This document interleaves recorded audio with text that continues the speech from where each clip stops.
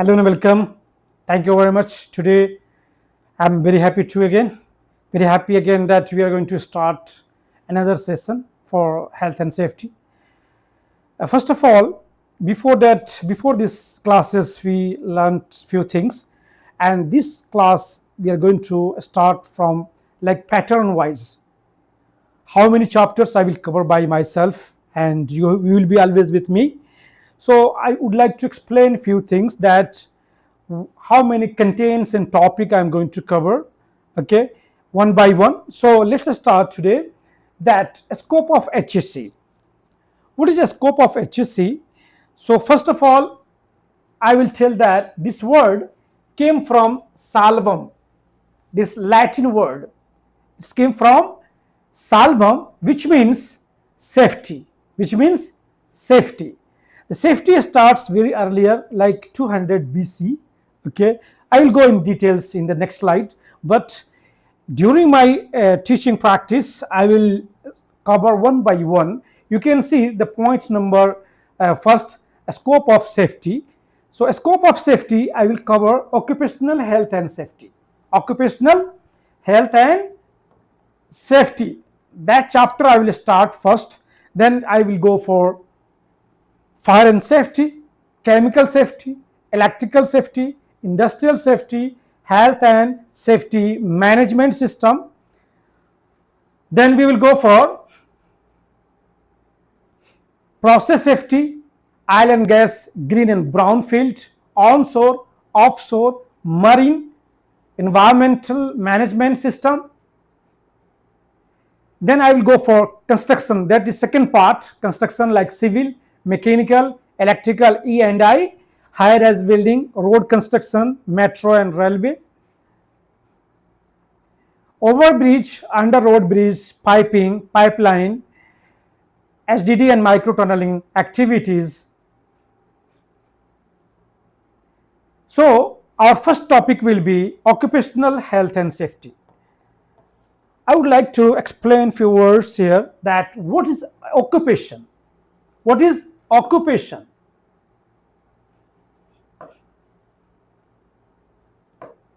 I'm a teacher. I'm teaching safety terms. So I'm a teacher. This is my occupations. We can say profession. We can say profession. It is my work. It is my work. Suppose I'm a lab technician. I'm a lab technician. Lab technician. Every day I have to handle excreta of human being. What is excreta? Like waste product of human being, like urine, even the blood, stool, and sputum, serum, protein. I'm handling this all contents of the human body. Even though excreta, urine and stool are called excreta, they are waste product of the body. So that is my occupation. That's my occupation. So what will happen if I will expose to these all things? Like suppose I am going to expose blood. So blood is rich reservoirs of microbacteria. What is called microbacteria? It's rich reservoirs of microbacteria. So microorganisms like microorganisms like, okay, so the man will be exposed of that. So because of that, he will be also affected. Second example I will give you, that a grinder man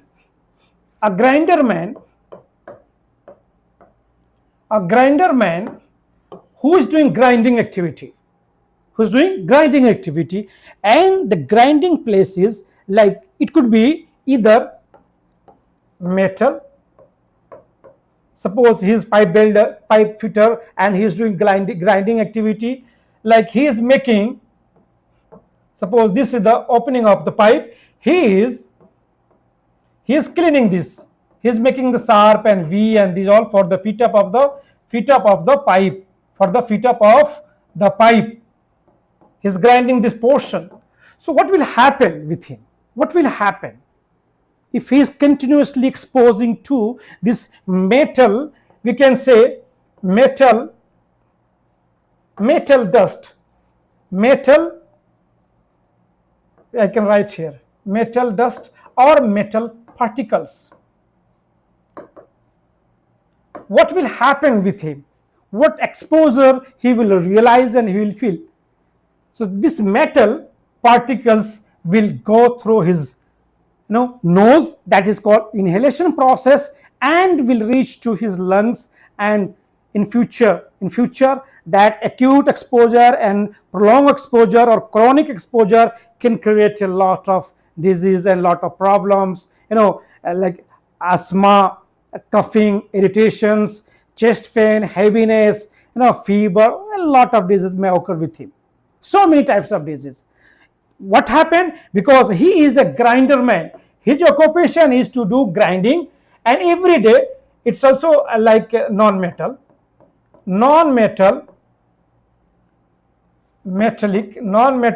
dust.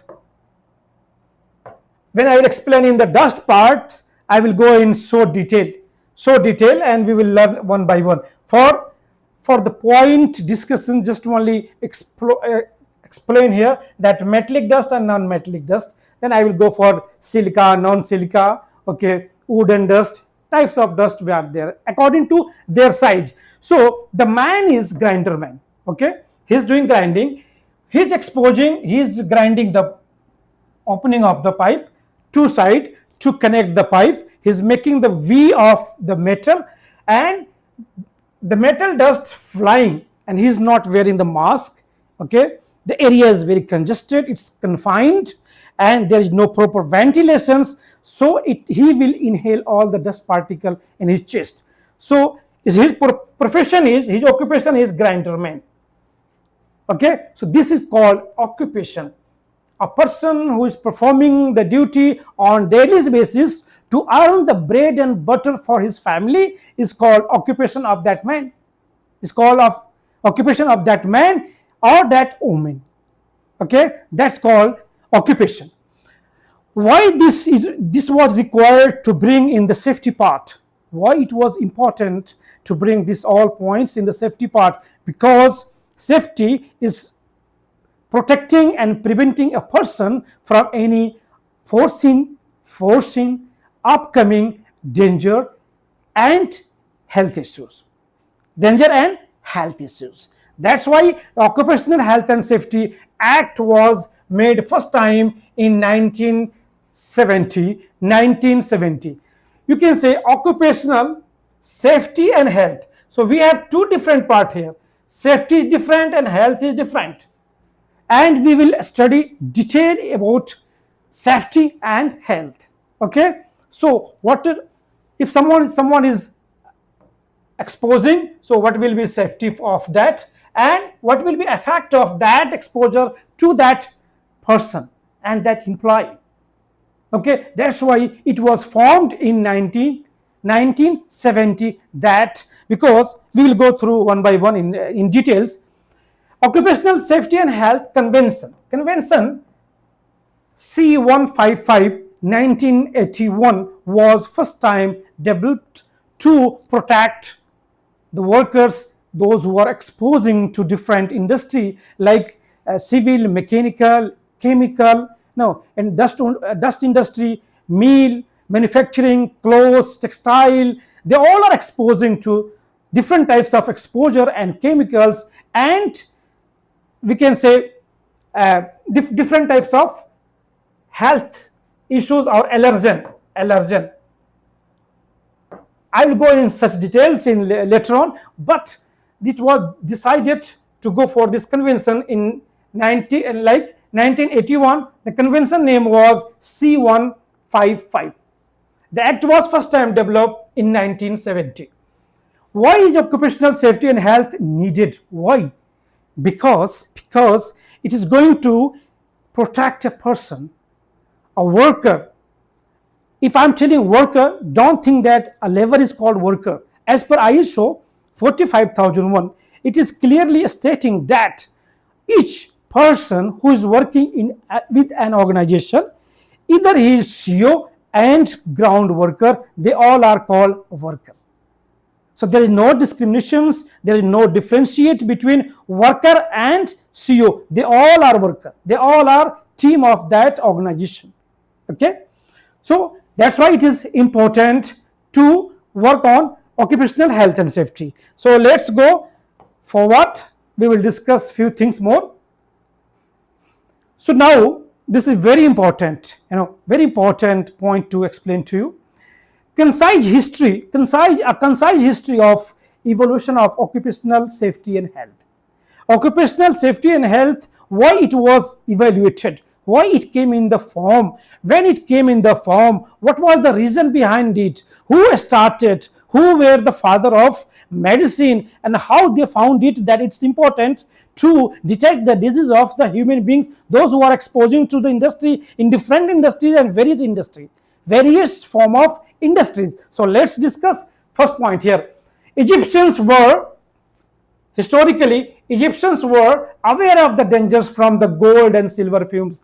I told you that silver and gold fumes are not good things. Suppose we have mosquito, in our homes and houses, we are feeling that there are some mosquitoes and we are putting some coils to reduce the impact of the mosquitoes, and we are sleeping throughout the night.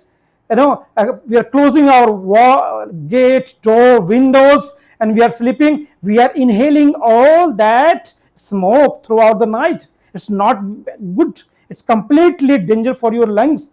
That's why the Egyptians found that they were working and they found that gold and silver fumes were exposed to them. They even had a first aid manual for workers as early as 3000 BC. In 3000 BC, they had their first aid manual, but in 2000 BC, Hammurabi was very famous person, placed a value on permanent injury. Okay, Hammurabi, first time he placed that what is permanent injury, such as loss of eyes. This man talked about loss of eyes, that is called permanent. Then I will explain to you about workers' compensation. In that chapter, I will explain to you that how many types of injury, permanent, temporary, So I will explain there, of which the owner paid the worker or paid the doctor's bill. What happened during that Hammurabi period in 2000 BC? It was found that that man identified that permanent injuries like eye injuries. For that, the owner of the company or the owner of the organization paid the worker for the doctor bills. For the sake of the worker, they paid the doctor bills or they paid the compensations to the worker. Okay, in 1500 BC, Ramesses, this guy, Ramesses, this man, I hope so, that he is Pharaoh. He is Pharaoh. Okay, he was Pharaoh among all the Pharaoh. Like the kings of Egypt were called pharaohs. So he was the person in 1500 BC hired a physician for quarry workers. The quarry workers जो काम कर रहे थे उन लोगों के, for them he hired a physician in 400 BC. Hippocrates is the father of Greek medicine. He was father of medicine. Okay, Hippocrates, like 460 BCE and 370 BCE, was an ancient Greek physician who is widely known as father of medicine. So still the students who are physicians, when they go for the university and college, they have to read his thesis and theory. Okay, realize that stone cutters were having breathing problems. Okay, the stone cutters, someone is who's like breaking the stone, okay, cracking the stone, or there are a lot of a factory of stone crushing machine. They are breaking the stones for roof and concrete and RCC activity. So he found that stone cutters were having breathing problems. It means that was exposure of a stone dust, and the workers were facing the breathing problem. Okay, in 100 BC, the Romans were aware the danger faced by the workers. Roman also came to know in 100 BC that workers are facing some problems while they are working. They would free a slave if she survived the launching of the ship. The Romans were even had goddess of safety and named Celes. This is a very good point. We need to remember that Romans, Greek and Roman mythology, if you go and see that in Roman mythology, there was a goddess. There was a goddess whose name was Celes. Whose name was Celes. Whose image was often embedded on their coins. On their coins, her image was placed, and they consider that she is goddess of safety. Goddess of safety. Her name was Celes. Her name was Celes. So this is very important evolutions, and we must know that how the safety came in existence. People think that safety is very new things and safety is not required, but it started, you can see, in 460 BC, the Greek physicians, who was called the father of the medicine, or who is called father of medicine, was the one who found that some stone cutters, or the man who was working with the stone industry may face breathing problems. Okay, clear? And let's go forward. This is a very good evolution's history. Second, the evolution of OHS. Roman physician, his name was Galen. We need to remember whose name was Galen, who lived during the 2nd century, wrote about occupational disease. Occupational disease. Okay, the man who is doing the activity, suppose I am teaching. In this time, I am safety manager. So during my work, if I am going to expose like long driving, I am driving lonely, I am exposing with the different people. So this is called occupational disease. What type of disease may occurs with the person, that is called occupational disease. And dangers of the acid mist and copper minutes. See, acid mist, this is very danger. He was also concerned with the mining, tanning. Tanning is called leather industry. Mining is called coal mine, or all types of mining. Tanning means leather industry. And chemical occupation, noting several diseases contracted by individuals working in these professions. Those who are working in the mining, tanning, leather industry, chemical industry, they had different types of diseases were occurring day by day. That's why the Galen, Roman physician, noticed that occupational diseases are occurring with the people, those who are doing this type of activity. Last one, the Greek physician Dioscordes, circa AD, like after death of Jesus Christ, like 50 to 90, attempted to classify poisons. Okay, poisons. Okay, poisons, that is called toxicology. In the toxicology, we only study the poison. Like if I'm drinking water more than required, it can show the adverse reaction on my body. That is called occupational poisoning, and even though we can say toxicology. So if he categorized plant poison, animal poison, and mineral poisons. Plant poisons, animal poisons and mineral poisons. So today it was the brief discussions about the evolution of occupational health and safety. We feel that we are very good in like chemical industry, we are very good in fire and fighting industry, and other than industry, civil, mechanical. But this is very important also to know that because we can be exposed to, we can say short exposure, acute exposure, or chronic exposure.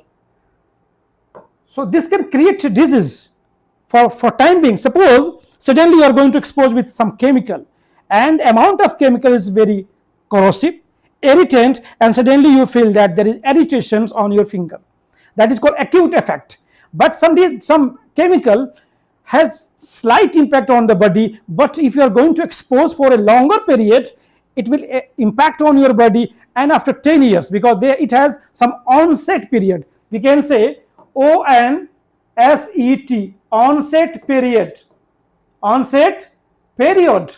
This onset period will decide that this chemical will create the problem. It is generating your body some disease. After 10 years, this disease will come in the form of disease, and then doctor will detect that you have some chronic disease.